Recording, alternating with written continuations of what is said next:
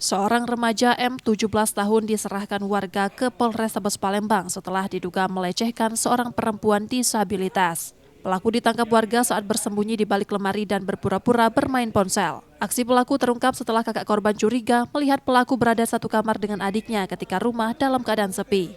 Setelah didesak, korban akhirnya menceritakan perbuatan pelaku.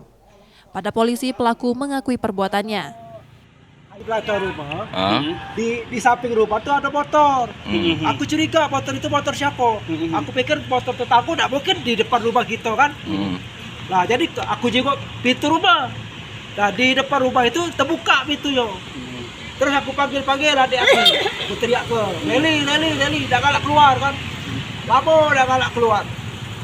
Jadi sudah kata aku masuk kan rumah itu kan. Nah, pas aku masuk ke rumah tuh keluar dia nih. Apa katanya? Nah, pas dia keluar itu dia lagi menari celana dia lah. Posisinya memang aku tidak lihat, tapi pas aku masuk kamar itu dia lah keluar duluan. Tapi posisi dia lagi menari celana lah. Keluarga korban telah melaporkan kasus ini dan Unit Perlindungan Perempuan dan Anak Polrestabes Palembang kini tengah melakukan penyelidikan lebih lanjut. Yudi Kiswanto, Kompas TV, Palembang, Sumatera Selatan.